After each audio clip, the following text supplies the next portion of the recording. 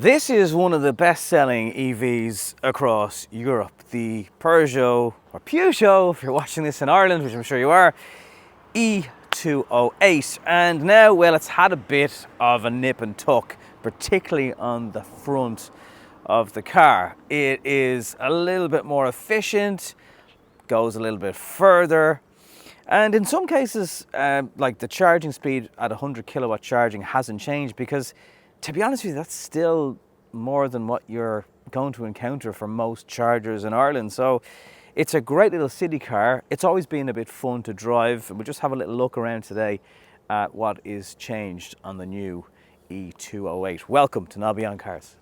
Most obvious change is on the front of the car. This 3-claw signature is now really low down into the vehicle.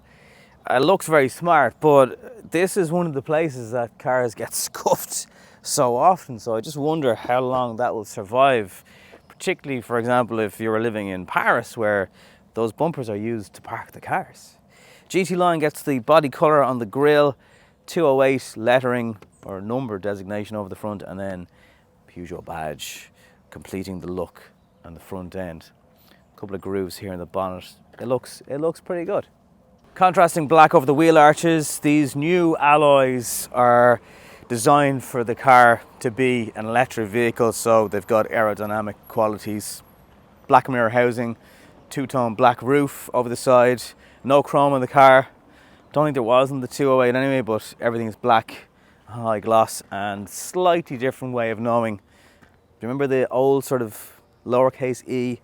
That's now changed here on the side with your charging port that will do 100 kilowatt charging on this side.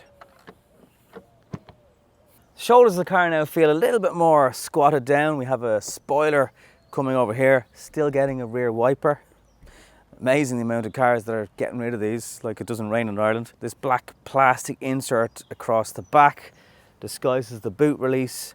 You have a fog light all the way down here. Again, something else to probably get a smack. GT badge if you have that. This new light right across the 3 claws again on the back looks smart. They're just subtle differences, but differences nonetheless. A very light boot, handy for opening that. Doesn't need electric. And you get a little bag such as so, housing your cable. Now it's going to take up a little bit of boot space, but not a huge amount of boot space. You know that was going to happen. It's still the snug 208 that we know and love. There's cutouts in the back of the seats to give you a bit more knee room, which is very welcome. USB-C and a charging port in the back. You don't get an armrest. Probably wouldn't expect it in this segment of car. If your driver can't really push the seat forward though, it is going to be a tight car in the back.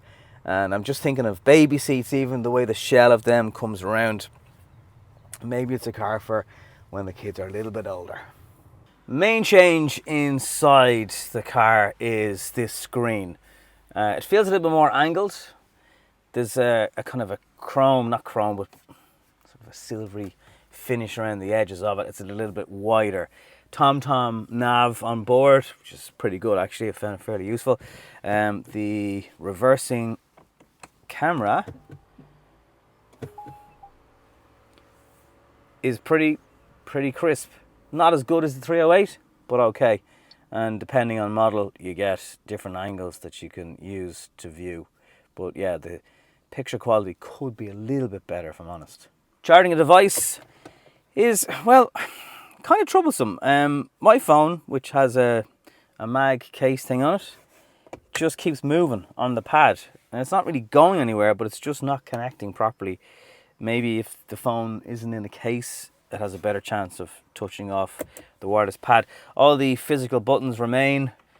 Volume knob, heated seats just here. So anything you'd want to quickly touch off is within easy grasp. The drinks holders, they're quite small. You'd fit flat white cups in there, but then they're quite deep. So a flat white cup will be sitting on the lid. Small armrest. Hide a couple of things down there. And the steering wheel hasn't changed. Again, depending on how tall you are, that might block your instruments of the iCockpit. But this car has a glass roof, which is very nice, very welcome. Doesn't open, and it has a manual sun blind to keep everything out of the way. Seats, however, are very, very comfortable. Exterior dimensions of the car haven't changed in the update, so parking it shouldn't be any more difficult, getting it in and out of places, and that is one of the benefits of these smaller city cars. They're just a lot easier to get around in. They're easier to pass through the traffic on winding, twisty roads. Brake horsepower is 156. There is a 7 kilowatt onboard charger. You can get an optional 11 kilowatt charger, which will allow you to extract a little bit more charging speed out of those kind of chargers you see at the side of footpaths, those kind of white and green ones. I don't know if you'd need it.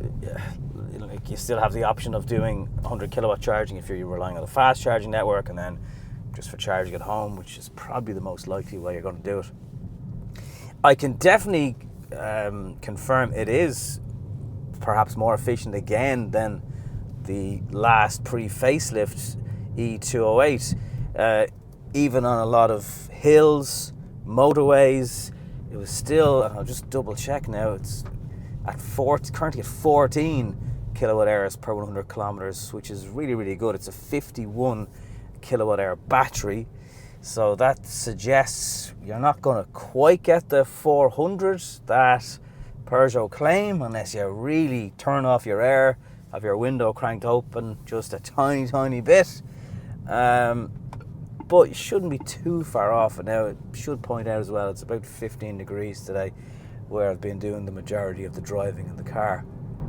There's still petrol versions, obviously, of the 208 if you'd prefer to opt for them, starting at 75 brake horsepower. This has obviously got quite a bit more power. It's never too much power. It's never struggling for grip on the front wheels, even under really heavy acceleration. It's just enough, to be honest with you. And the same with the power delivery. It's quite subtle, not overwhelming, so quite a nice car to drive. Quite a bit of tyre noise in this vehicle. Again, something I noticed was really remarkable in the e308, but certainly more prevalent sound here in this car. One of the big promises in the e208, however, is how it drives, and it's fun. It's very, very agile. The steering is light. It goes into corners well. You really have to push it on to start to lose any sense of grip. And you know, as an EV goes, it's low down. Still a great little fun EV to drive. And if you don't need the extra space, it's going to be hard to beat this car for looks alone. Pretty efficient, as I've explained on the drive. Still looks as good, maybe a little bit better now as well. And this is obviously the highest spec GT line. Still that case of, would you buy the petrol because it's cheaper, or do you want to, when you're running the car, do that part of it for cheaper? That's kind of the dilemma. Still a very smart looking car, pretty good to drive actually. And well, if you want to get your hands on the new e208, it's going to be on the roads in Ireland very, very soon. Thanks for watching.